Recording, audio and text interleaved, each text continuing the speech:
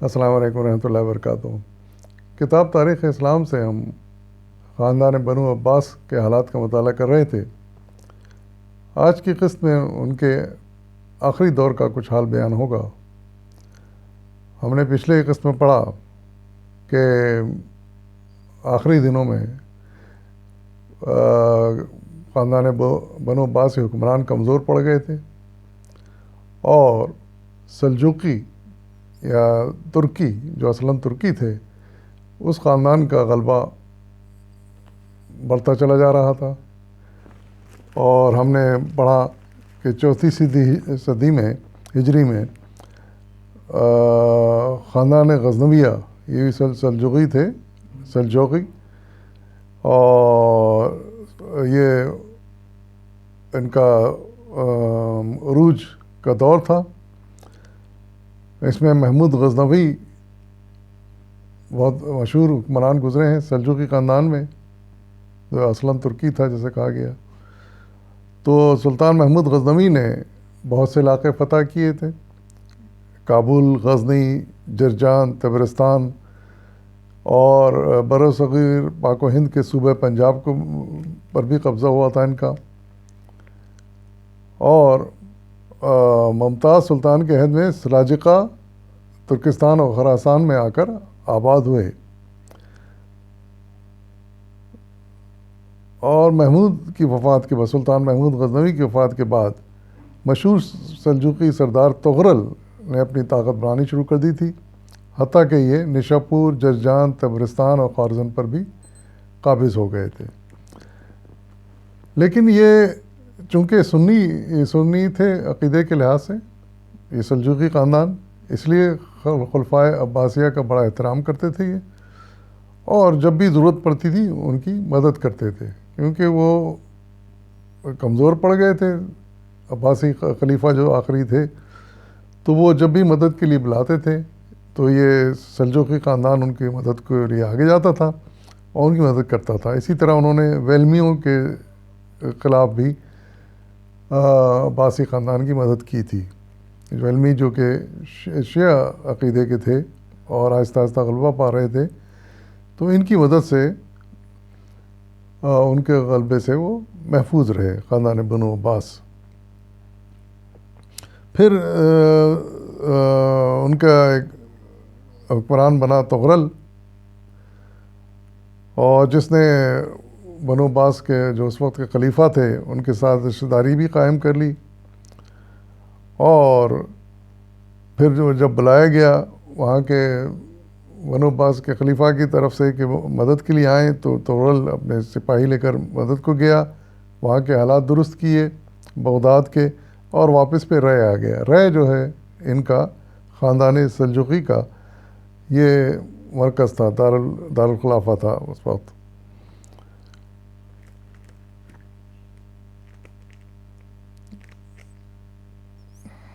پھر ان کا بھتیجا طغرل جو تھے سلجوقی سردار، ان کا بھتیجا الپ ارسلان تخت نشین ہوا۔ وہ بھی بڑا بہادر جنگجو تھا۔ اس نے قیصر روم کو شکست دی تھی، اور یہاں تک کہ ان سے ٹیکس بھی وصول کرنے لگ گیا تھا۔ اس کے بعد ہم آگے پڑھتے ہیں۔ یہ تو پچھلے ہم نے باب میں یہ ساری باتیں پڑھ لی تھیں۔ آج ہم پڑھیں گے اس سے آگے۔ آج کا عنوان ہے نظام الملک طوسی۔ الپ ارسلان کے عہد کی شان و شوکت اور عملی ترقی اس کے ممتاز وزیر نظام الملک طوسی کی وجہ سے تھی، جس کا نام تاریخ اسلام میں بہت بلند ہے۔ وہ خود بہت بڑا عالم تھا، اور اس کی شہرہ آفاق تصنیف، جو عام طور پر سیاست نامہ کے نام سے مشہور ہے، علم سیاست پر ایک بہترین کتاب ہے۔ وہ صرف علم دوست ہی نہیں، بلکہ ملک میں ادب اور علم کی ترویج کا زبردست شائق بھی تھا۔ اس نے سلطنت کے دور دراز حصوں میں اسکول کھلوائے اور جہاں جہاں تک استاد ملے منگوا کر تعینات کیے۔ بغداد میں مدرسہ نظامیہ قائم کیا، جس میں مشہور فقیہ شیخ ابو اسحاق شیرازی درس دیتے تھے۔ یہ دارالعلوم تقریباً 400 سال تک علمی اشاعت کا فرض انجام دیتا رہا۔ نظام الملک طوسی نے اور بھی رفاہ عام کے بہت سے کام کیے، مسجدیں بنوائیں، سڑکوں کی مرمت کرائی، حاجیوں کی آسائش کا انتظام کیا، غربا کی ہر ممکن طریقے سے مدد کی، ملک میں عدل و انصاف کا نظام قائم کیا اور کئی ناجائز ٹیکس بند کروا دیے۔ خلیفہ تو تھا وہاں کا بغداد کا بنو عباس کا، لیکن انتظام سارا اب انہوں نے سنبھال لیا تھا، تو اور انہوں نے بڑے بہترین انتظام کیے تھے بغداد کے۔ علیپ ارسلان کا بعد اس کا بیٹا ملک شاہ تخت نشین ہوا۔ اس کے عہد میں سلجوقی حکومت کی حدود چین سے لے کر بحر روم تک پھیل گئی۔ یہ سلاجقہ کا انتہائی عروج کا زمانہ ہے۔ نظام الملک اس عہد میں بھی بدستور وزیر رہا اور اپنے حسن تدبیر سے سلطنت کو فروغ دیتا رہا۔ اس دور میں حسن بن صبا، ایک شخص آیا تھا اس دور میں، حسن بن صبا جس کا نام تھا، کی سرگرمیاں بڑی ہی تشویشناک تھیں۔ یہ شخص اپنے تحریک کے مخالفوں کو چپکے سے اپنے مریدوں کے ذریعے مروا دیتا تھا، چنانچہ نظام الملک کو بھی اس نے ہلاک کر ڈالا، سازش کر کے ہلاک کر ڈالا۔ تو یہ اس طرح یہ بہت ہی اس نے زیادتی کی کہ ایک ایسے انسان کو قتل کر دیا جو کہ ملک کے اور اسلامی حکومت کے لیے بڑے اچھی خدمات انجام دے رہا تھا۔ سلاجقہ کے آخری عظیم المرتبہ حکمران سلطان سنجر تھا، سلاجقہ خاندان کا، ترکی خاندان کا۔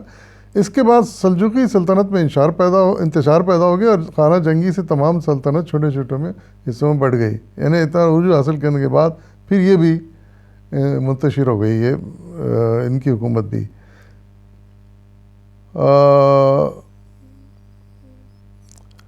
حملہ تاتار، یہ بڑا اہم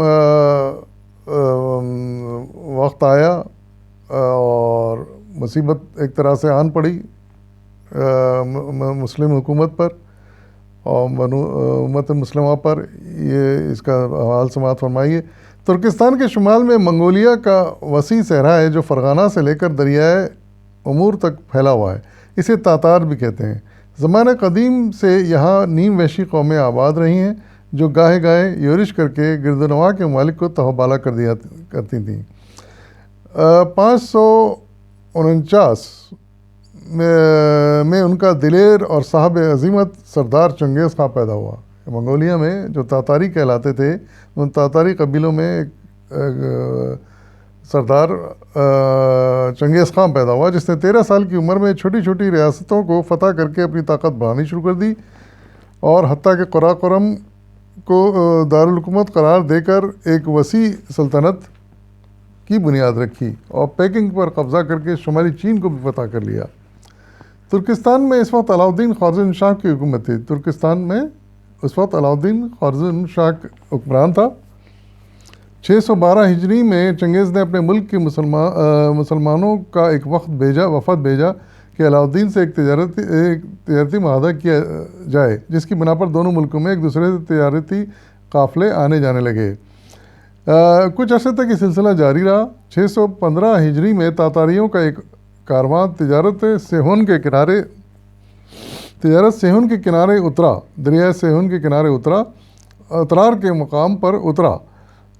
وہاں کے والی نے انہیں جاسوس سمجھ لیا اور خوارزم شاہ سے اجازت لے کر سب کو قتل کر کے ان کا مال ضبط کر لیا۔ چنگیز خان معاہدے کی اس خلاف ورزی پر بہت سیخپا ہوا اور علاؤالدین کے پاس پیغام بھیجا کہ ضبط شدہ مال واپس کر دے اور اترار کے والی کو بطور قصاص تاتاریوں کے حوالے کر دے۔ یعنی تجارتی معاہدے کی خلاف ورزی اس نے کی تھی، جو ان کے وفد کو جاسوس سمجھ کے قتل کروا دیا اس نے۔ علاؤالدین نے عاقبت اندیشی سے کام لیا اور غصے کی حالت میں چنگیز کے سفیر کو بھی مروا ڈالا۔ اس پر چنگیز نے ترکستان پر لشکر کشی شروع کر دی۔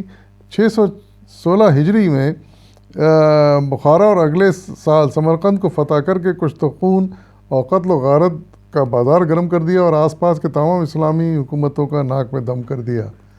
یہ تو تھے بالکل ہی جاہل جٹ قسم کے قبیلے تھے یہ تاتاری، اور ان کا جو چنگیز خان ان کا سردار تھا وہ اور بھی زیادہ سخت اور قسم کا آدمی تھا۔